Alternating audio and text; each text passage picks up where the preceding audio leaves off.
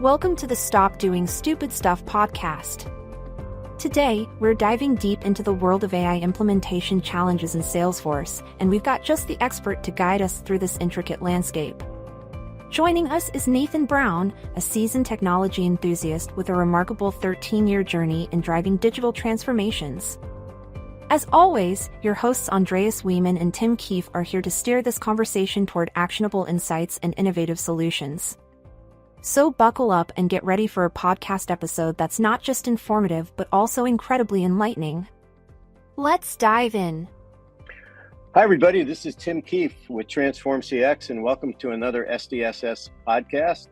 And again, we've got an exciting guest today, and let me turn it over to my co-host, Andreas Wieman, who will be introducing our guest and his background, and let's jump into whatever the topic of the day might be. That's assuming, of course, he can still remember what we talked about 10 minutes ago, but let's see how he does. Andreas? Is it my turn? Am I supposed to introduce Nathan? It's your turn now. Yeah, your turn now. And you've hit the record button this time, so we're good to go. All right, cool. So hey, everybody. Nathan Brown is going to be our guest today. He is the executive director at HIC Global Solutions, and we're going to kind of talk. I'm going to tee him up a little openly, saying he's an expert in digital transformation, and you'll see throughout this conversation where he has, some very articulate point of view on how to implement digital transformation. And then, Tim and I will chime in. So we're a part of the SMART group here, but let's kick it off. Tim. I'm confused. You said only the SMART group would be talking, so I figured I'd just be quiet for a while. Nathan, thanks again for joining. You and I have worked together for, 7 or 8 years now. I think we started working together in a company we won't name. But Nathan and I go back, particularly around leveraging or optimizing Salesforce implementations and CRM solutions with a variety of clients. As we move forward, and of course, Salesforce is right on the cutting edge of all of this stuff, is, what's the evolution of CRM?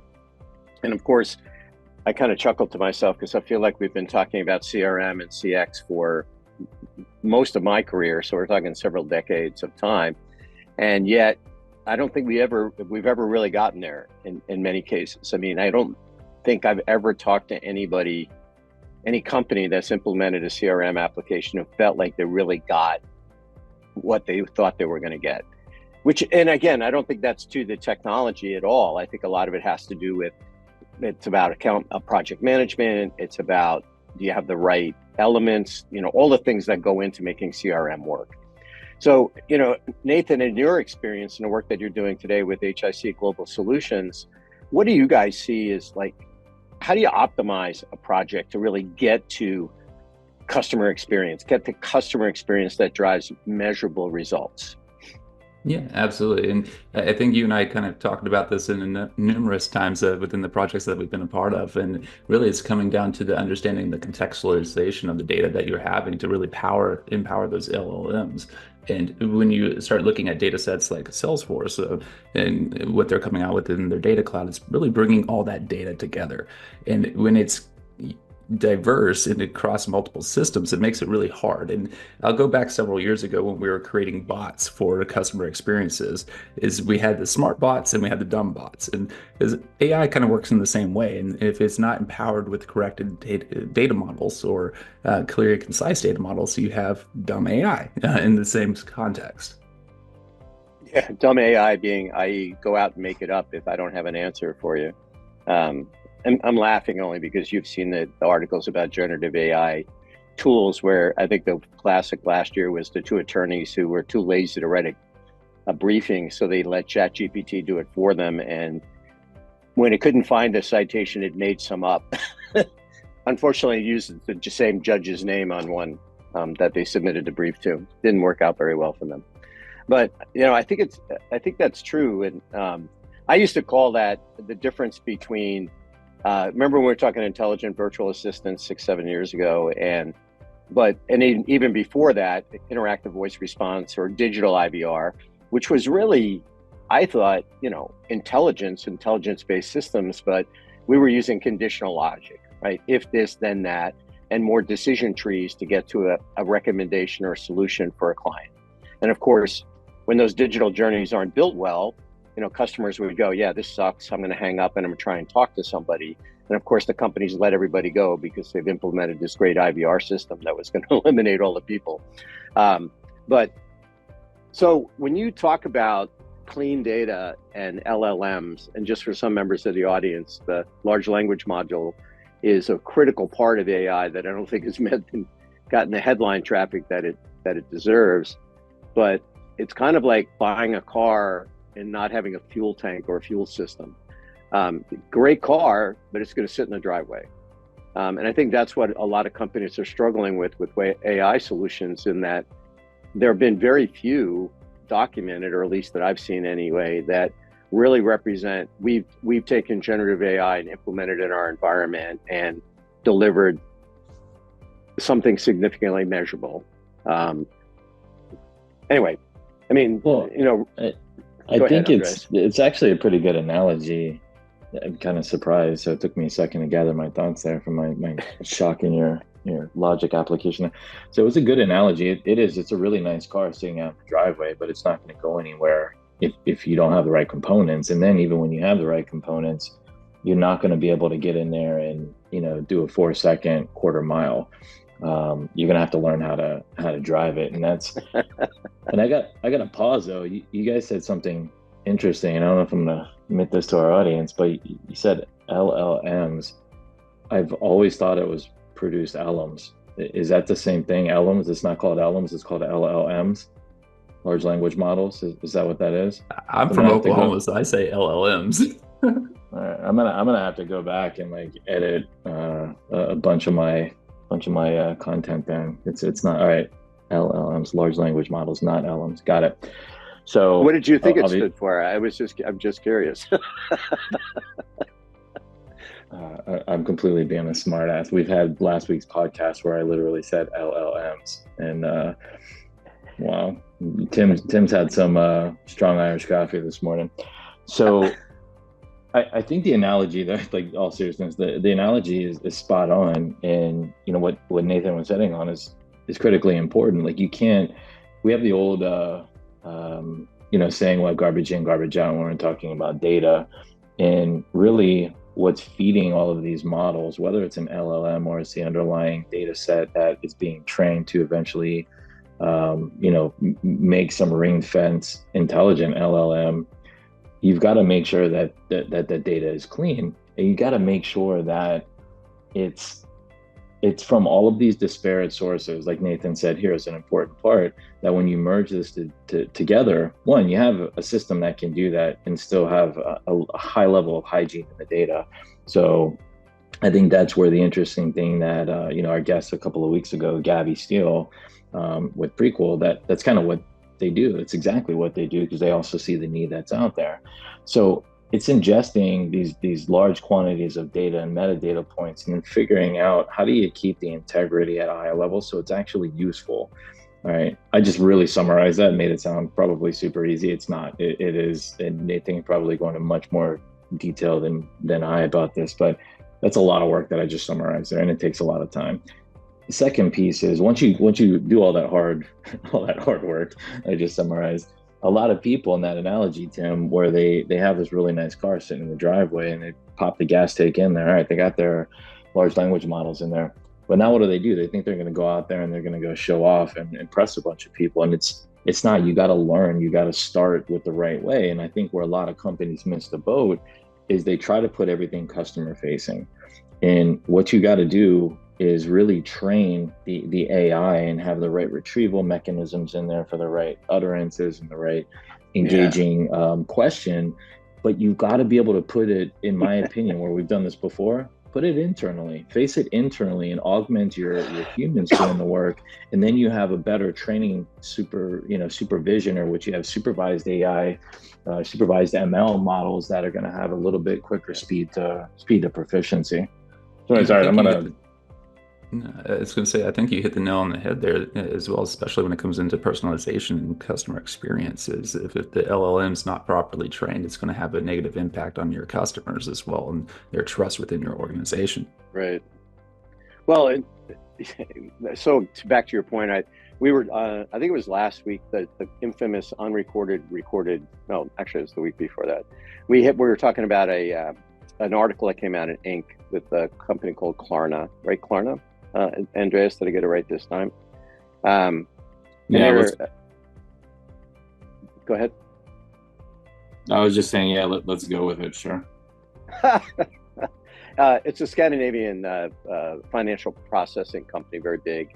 And there was a big article that hit the streets. And what was interesting, and Andreas flagged me on it, is that it talked about eliminating 700 jobs worth of contacts. Digital contacts, 2.3 million digital contacts in 4 weeks, which a lot of work, right? And everybody would be like, yay, we got to get AI tomorrow to do that.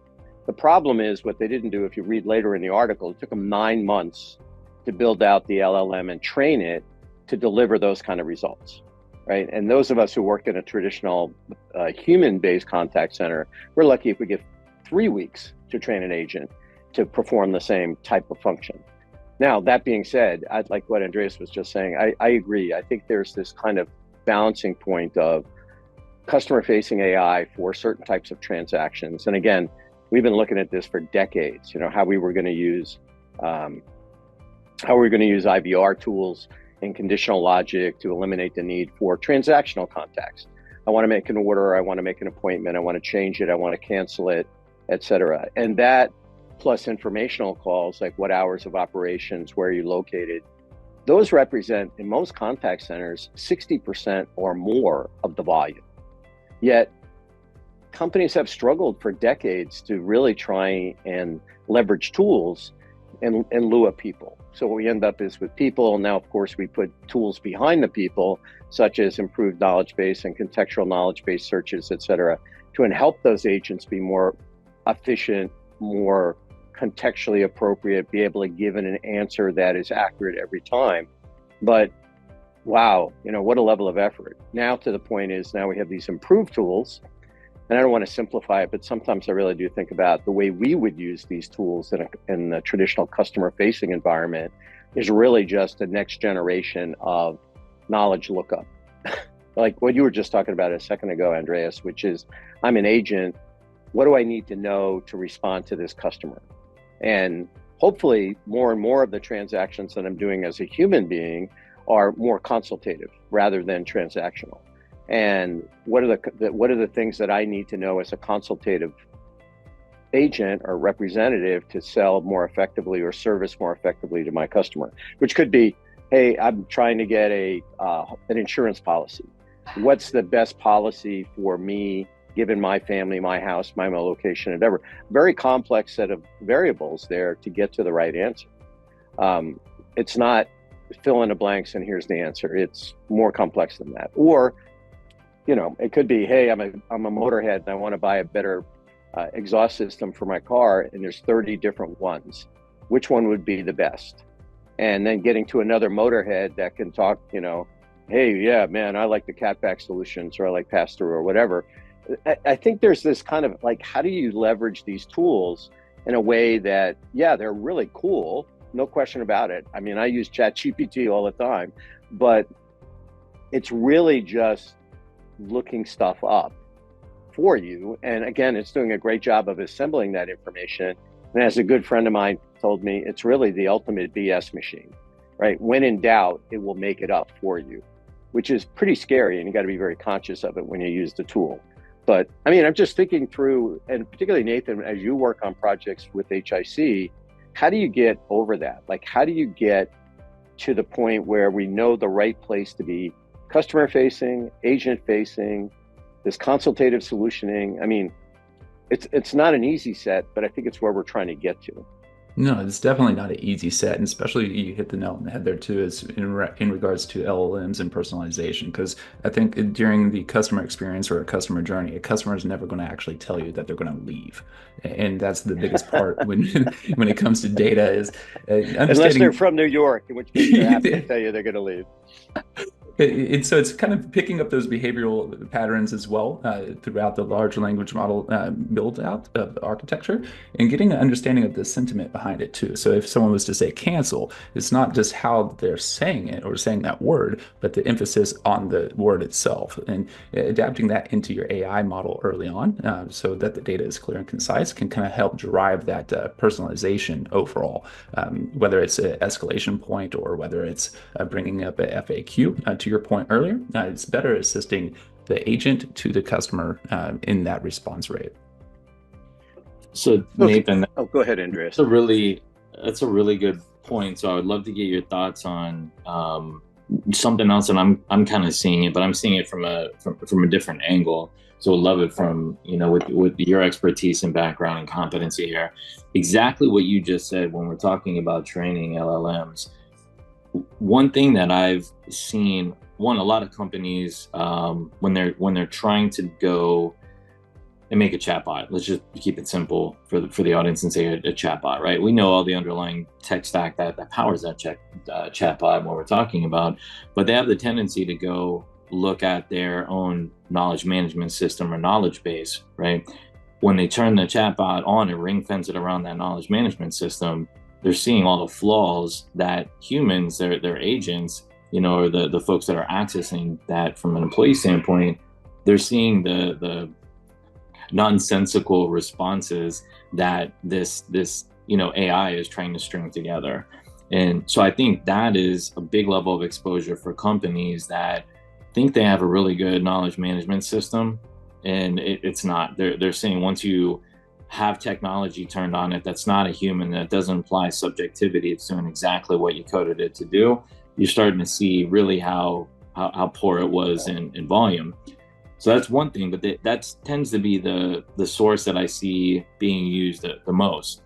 The second thing, and this is where I really would love to get your opinion on, is a lot of customers out here, especially in the CX side of things, they have a lot of voice transcriptions going on where you can record the customer side of the conversation and the advisor side of the conversation, the agent side of the conversation.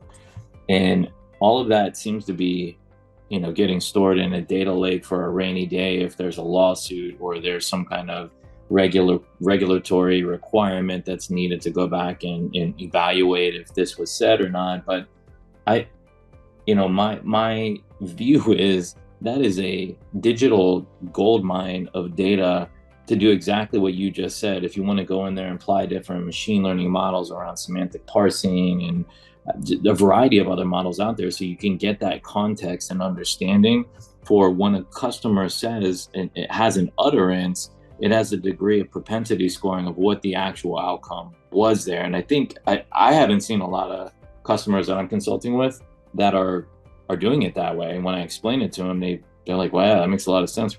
We probably should do that. So anyways, that was like a 5-minute spiel. Nathan, did all that make sense? And what do you think? It absolutely did, because I think that the number one key output to AI or implementing AI is instantly for most business owners is the return on investment that they're getting from that AI model too. And the challenge that we see oftentimes in the Salesforce ecosystem is the integration of the LLM into the Salesforce workflows that pre-exist, that drive that customer or that sales experience itself or that support process. And when you have disjointed customer experiences there, that's when the AI can also kind of, into your point, feel like a dumb bot or really lack that chatbot engagement or personalization overall in that regard. So how do we, I guess I'm stepping back and I'm thinking about like an HIC Global Solutions implementation, and not to hawk how good you guys are, but I know you're very good because I've used you on a couple of engagements. But this whole thing of, as Andreas points out, most of these companies have huge volumes of data. It's not lack of data that they struggle with.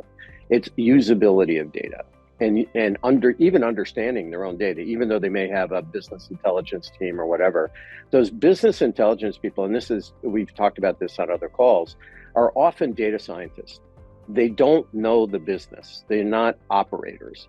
And I think we need to have that balance between people who are trying to operate a business, right? Whether it's servicing customers for a telecommunications company or a healthcare company, or I'm selling cars or whatever, taking service calls from a railroad operator. I mean, at the end of the day, I've still got humans at either end of it. And how do I take advantage of all of this data that exists out there? Is, recorded transactions, transcribed transactions, all kinds of stuff.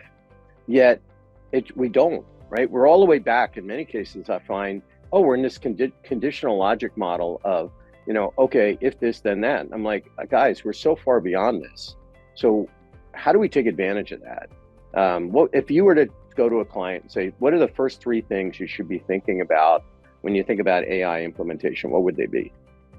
Really be around there's compliance and security to Andreas's point, is the large troves of data that's actually housed in stores elsewhere, but also what their key strategy is for it and its engagement into either the sales process or the support processes of their business. And then secondly, how they want to continually have a change management. I think we can all agree here in this podcast that AI, while it's been a buzzword around for a while, it's really starting to get the trend or the attention of business owners as well. And so their adaptability as it continually progresses from the V1 that was a few months back to now the V2 to the V3 to the V4s, and how that transition will occur within their business and its further impacts downstream as well. Especially as you start getting the data that houses and empowers the AI models in a more cleaner state, whether it's switching over into the Salesforce Data Cloud, where you can have the one master data management solution, or building out one as well. And oftentimes what we see is disperse systems, but also disperse labeling of that data structure to be able to empower the model itself. Got it. So you would say, like, in order for you to take advantage of the data, the term Andreas used earlier was, it has to be hygienic, or has to be at least, and if I'm wrong here, correct me. Are you looking for data that has to be, shares a common data dictionary that has been optimized, deduped, everything else? Like, as you know, particularly where we have multiple technologies involved. Each technology may take the same data field or the same data name and calculate it in a completely different way. And you can't just take that data by name. We'll use something like, in our world, contact centers, average handle time or average talk time are two commonly used data names that can be calculated in many, many different ways, depending on the platform, the usage, et cetera. So you sit there and you go, okay, I've got, I don't know, average handle, average talk time, but some of it's come from system A, system B, system 3. Oh, by the way, some of it was from 2 years ago to now. How do we optimize that? Is that something you would look to with a client to do from a third party perspective? Or is that something that as part of a project, you would bring in a tool, or it would be part of the tool set that you guys are working with today? Typically, we would bring in a third party or a tool to kind of do that data cleansing and deduplication across the organization there, and really put it into a structure that's really feeding in the Salesforce ecosystem, feeding into Einstein in a more accurate and high quality manner, to really kind of leverage its own strengths, for that lack of better terms. In that regard, what I often see is people will buy an Einstein license in the Salesforce ecosystem and think that by turning that on, that it's going to change the world. And it just is not how it works. I'm only laughing because you and I have been in multiple of those conversations, and the client's like, well, what do you mean it doesn't work?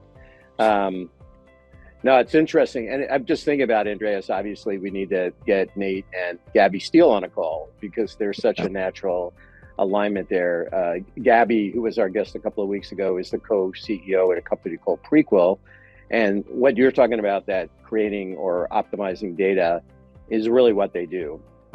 So really interesting to think about how some of our guests there's some optimal and natural synergies, although I hate that word, very dated, but complementary activities that, might even be worth going together. And here we are doing business development on this call, which isn't really our goal, but Hey, Nate, I really appreciate the time that you spent with us this morning. I think this is such a critical topic and a hot topic, and I'm sure we'll have other opportunities to come back around, and we'd love to maybe get you on with some of our international affiliates, because we're having to have the same topic in other markets where they may be either a step behind or a step ahead, depending on where they are in their maturity.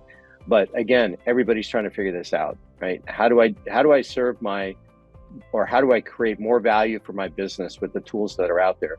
And one of the other things I think has to be brought into the mix is, what is the cost of automation versus the cost of the human effort? 5-6 years ago, when we were doing intelligent virtual assistants, I would laugh. I would get these presentations, and I remember sitting there with this gentleman, and I said, at the end of the day, what you're proposing sounds great, but it actually costs 3 times as much as the people that are doing the work today. I mean, it's like, you've got to get to a point where cost and the cost effectiveness, or whether it's at the cost per implementation, cost per customer serve, is really effective and competitive with other solutions in the marketplace. And I think sometimes technology companies are like, oh, you're going to buy it because it's the latest and greatest. And some companies will, but at the other side of the equation is, it's got to be the right solution for my business. And I think that we got to keep that in sight. But go ahead, Andreas. I was just agreeing with you. It's, I think, twice on the same cast. I know, I'm going to have to write it down. I think I was going to say, scary. There's actually, I read an interesting article the other day that B2B companies are expecting roughly about half of their overall income or revenue to come from their digital channels. And so if you are connecting your AI into those digital channels, you are also impacting your customer experience. And so how is AI helping your brand? And if that data is not clear and concise to really kind of drive that conversation from those digital channels, you can kind of potentially set yourself up for failure. Even worse than failure, you can clearly damage your brand, because especially in today, you can imagine, right? Like, take a big brand, and let's say they go, oh yeah, we're moving everything over to the bot. Here's the name of the bot. We'll call it Andreas, just for the sake of this conversation. And Andreas, the bot, is not very good, and it'll blow up in social media the next day, and blah blah blah. And then you're spending a huge amount of money to recover from a bad. And what I've called these is, we have to design digital journeys within these tools that allow a customer to feel comfortable and get to their goal efficiently, but at the same time. So we run the risk sometimes of having engineers design products for engineers and then turn them loose with non-engineers, and that doesn't always work out very well. Anyway. Yeah. Well, I got one more piece on there, because again, Nate said something that I think is spot on. It's so accurate. If you look at the economic environment that we're all facing right now, businesses, they don't have the luxury that they had, Tim, before, to spend the money you were talking about and not get an ROI. Everybody is very, very tight right now. Every industry I've done outlooks on, everybody is tight. And that's also why I think AI is kind of getting the attention that it probably deserves now, because there is a case to be made on return on investment and cost effectiveness. But Nate just said something that's really, really critical. If you're a sales organization, you have a component that relies on incoming revenue stream of sales, you have a really good opportunity right now to look at the digital journey your customers take. And what you just said to Tim, with mapping out that digital customer journey, the customer's volunteering data.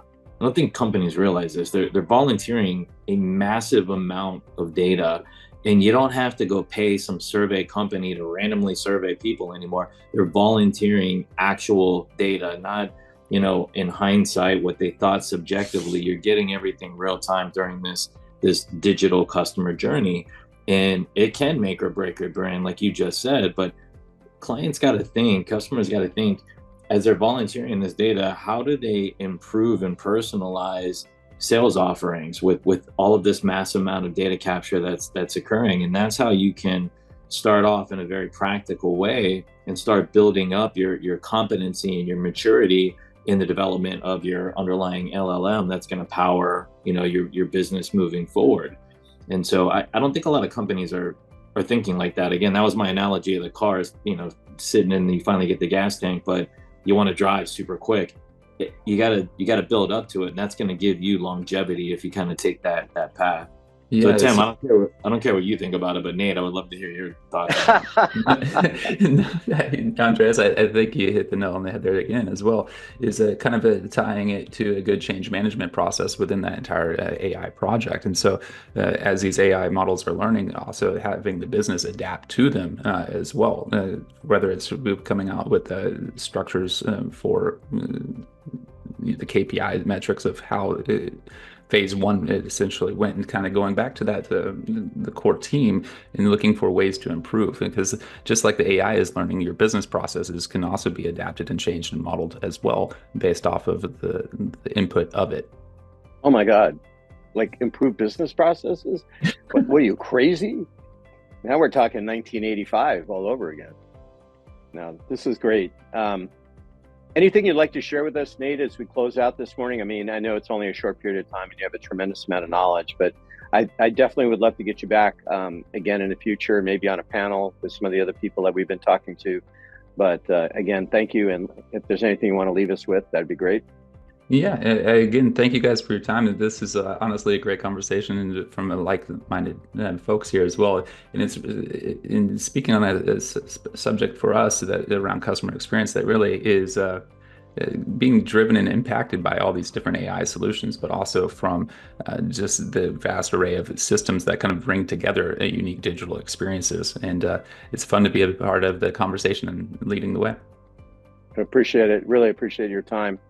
Andreas, anything you want to close with before I slam down on top of you and ignore everything you're going to say? No, just big thanks to Nate for coming in with the conversation. It's nice to, every once in a while we get a intelligent guest that I get to have a good conversation with, and it's not just, I'm not having to deal with just Tim. But no, in all seriousness, really great conversation, and appreciate the expertise and point of view, and look forward to chatting again soon. No, absolutely. Right. Appreciate you guys on a Sunday. All right. Thanks, everybody. And again, this is Tim Keefe with SDSS with Andreas Wieman and Nate Brown. And again, everybody, thank you for listening. And we'll look forward to catching you up on our next podcast, which should be in a week. Thanks, everybody.